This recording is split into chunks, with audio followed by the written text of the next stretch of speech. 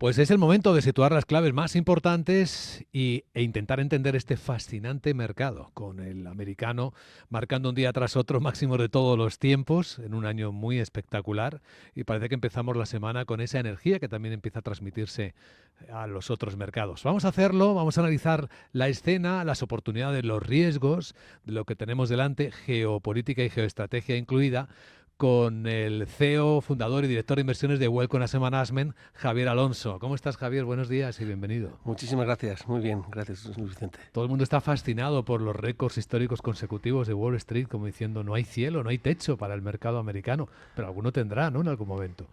50, te he oído comentar antes cuando venía Estábamos en la contando, radio, hasta ¿no? 50 este año, ¿eh? Sí. Sí, lo curioso, con la elección de Trump, nosotros lo que vemos desde Welcome es que este mandato no va a tener nada que ver con el otro. Él es consciente de que quien la ha votado no es anterior, porque las elecciones con Hillary perdió por 3,5 millones de votos y ahora la ha ganado por más de 4 millones. Está a punto de conseguir la Cámara de Representantes también, ¿no? Y la ha votado el pueblo, la ha votado la gente poco cualificada, la ha votado inmigrantes. Y esa gente lo que está pidiendo es más economía de calle y menos financiera. Esa gente lo que está pidiendo es trabajos mejor remunerados. La clave aquí está en que el PIB por trabajador o el PIB per cápita en Estados Unidos dobla el salario medio de un trabajador, lo cual quiere decir que la desigualdad ha aumentado. La pobreza se ha reducido, pero la desigualdad ha aumentado. Y por eso ha habido un cambio con el mercado máximos, con pleno empleo y con la economía creciendo por encima del potencial. Leyendo algunos análisis parece que hay cierta coincidencia en que una parte del enfado de la sociedad americana tenía que ver con la inflación. Sin embargo, no es una paradoja porque algunas de las medidas que Donald Trump está planteando, en particular las arancelarias, pueden traer más inflación o nueva inflación a Estados Unidos. Tal cual. Por eso sorber y soplar a la vez es imposible. Y es muy curioso que la gente que le ha votado cuando ha hecho una campaña inflacionista. Lo que dices de los aranceles, lo único que es deflacionista en toda su política es si el dólar se aprecia mucho para importar deflación. Todo lo que es el déficit, política fiscal, si acompaña la política monetaria, que ahora veremos, pues que es muy posible que vuelva a un QE, porque si no, ¿quién le va a comprar los bonos americanos con este déficit estructural, ¿no? Entonces, toda la política a día de hoy, si la implementa, que está por ver, porque una cosa es la campaña, lo hemos visto en todos los países del mundo, y otra cosa es la realidad, sería inflacionista, que es el impuesto de los pobres. Y eso es lo que explicaría este comportamiento también de la deuda soberana americana, ¿no? Las caídas de precios de los bonos y las subidas de las tires de los rendimientos. Correcto. El debate ya de la sostenibilidad de la deuda americana, hombre, no a corto plazo, pero a medio plazo, con este déficit estructural, también hasta ahora iba diluyendo la deuda con el crecimiento del PIB nominal.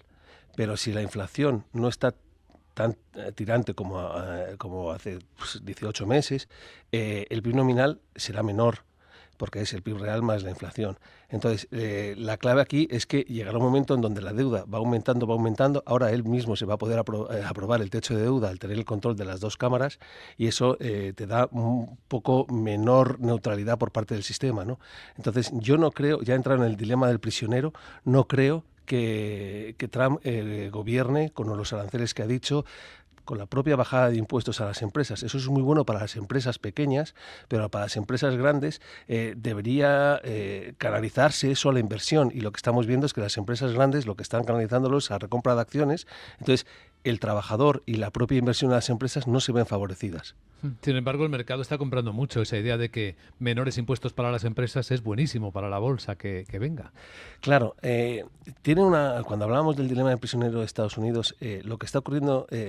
una sociedad por encima de 300 millones de habitantes, hacer crecer el PIB per cápita, que lo lleva haciendo a lo largo de las últimas décadas, que es un milagro, lo de Estados Unidos es un milagro económico, es muy complicado. Entonces, si tú quieres volver a la industria, el salario mínimo medio de la industria es mucho menor que la sociedad del conocimiento, que la inteligencia artificial. Entonces, cuando has creado semejantes gigantes, los gigantes lo que van a hacer es comprar empresas, imaginemos Nvidia, pues irá por el lado del software también para fidelizar a los clientes. Pues comprará empresas de software, pero una vez las integra, estará la famosa sinergia. Nvidia o cualquier otra empresa, que una sinergia es un despido.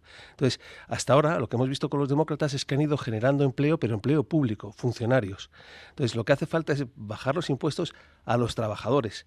Las empresas tienen unos impuestos muy bajos ya en Estados Unidos. Entonces, lo que hace falta es la propensión marginal al consumo de la clase media, no de la clase alta con el efecto riqueza, ¿no? Y yo creo que Trump, con su asesora, que es la asesora de la campaña electoral, va a ser la jefa de gabinete, eso lo entiende y probablemente no tenga nada que ver la campaña con la realidad.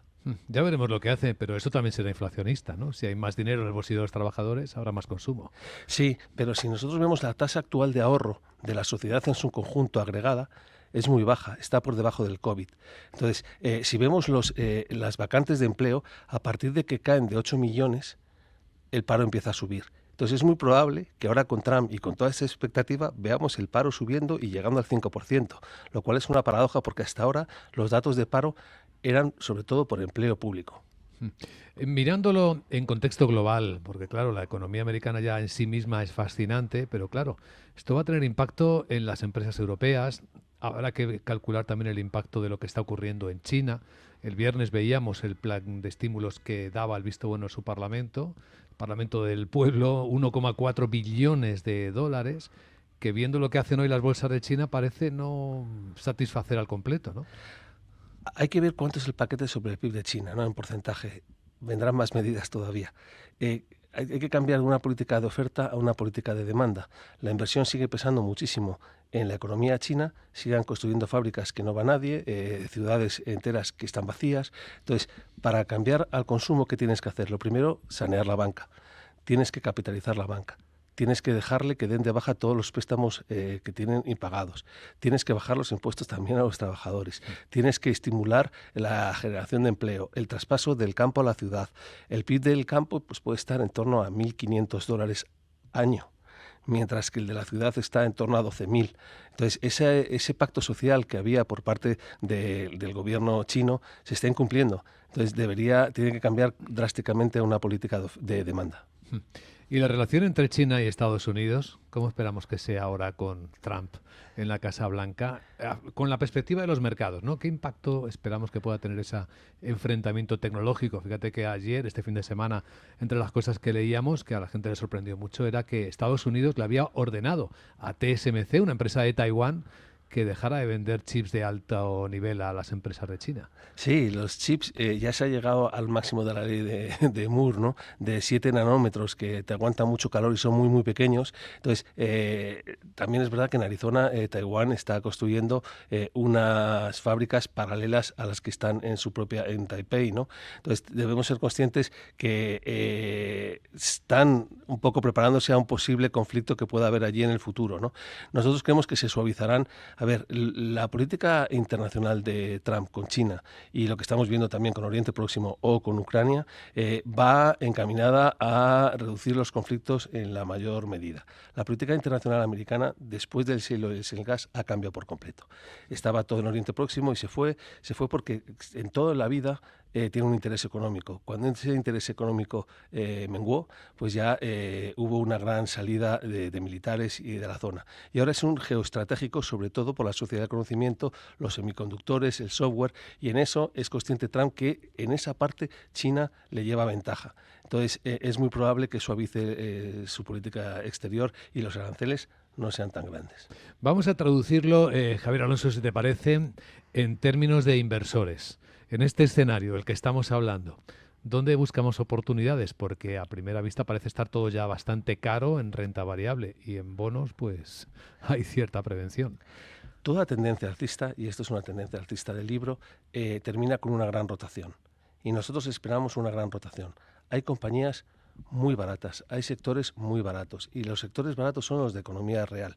Infraestructuras, imaginemos las compañías de infraestructuras de Australia y de Europa con la reconstrucción de Ucrania, que va a ser brutal.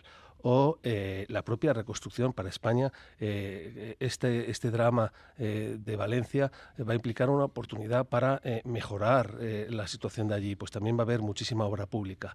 O en Estados Unidos el plan de infraestructuras es brutal porque no se ha preocupado ni por la industria ni por las infraestructuras, se ha preocupado por la sociedad del conocimiento. Entonces, infraestructuras, redes, sobre todo de redes energéticas, es una oportunidad. Compañías industriales, compañías pequeñas que hagan todo lo que es servicios intermedios. Entonces, sí que va a haber un cambio de lo que es a industriales desde servicios. Entonces, ahí sí que vemos una oportunidad muy clara también en las pequeñas. Y luego lo que ha sido un palo ha sido para emergentes. La elección de Trump ha traído una depreciación de las divisas emergentes brutal, una caída de México y Brasil importante, también de Asia. Entonces, lo que vemos es que, claro, Trump quiere competir, imaginemos, con México, con la parte de las maquilas, que es una industria muy desarrollada, fábricas impolutas, impecables, con muchísima tecnología. Entonces, lo que quiere es relanzar el sector industrial, y ahí vamos a ver si tiene cabida por la propia el principio de especialización y de competitividad, ¿no? ¿Eso a qué nos lleva? ¿A fondos de gestión activa? ¿A qué tipo de inversión? Por ponerle nombres y apellidos. Muy buena pregunta. Después de una década de gestión pasiva, donde cuando tú compras un ETF, lo que vas es comprando siempre lo mismo y te vas a compañías de 3 trillones, ¿qué ocurre? Que como las gestoras cada vez son más grandes y deciden comprar compañías pequeñas, pues se quedarían con ellas, ¿no? Entonces, se ha retroalimentado la propia gestión pasiva. Nosotros sí que creemos que tanto en renta variable como en renta fija, la gestión activa va a tomar el relevo, que vamos a sufrir también un cambio de Wall Street a Main Street, que vamos a ser del sector servicios al sector secundario. Entonces, que va a haber una verdadera transformación y que esto no somos conscientes porque estamos viendo el mismo Trump que antes, pero este va a ser distinto. El Trump 2.0 lo llaman, ¿no? Correcto. Javier Alonso, CEO, fundador y director de inversiones de Welcome Asset Management. Gracias por compartir tu visión en Capital Radio. Que vaya lo mejor posible la semana. Muchísimas gracias. Gracias a todos.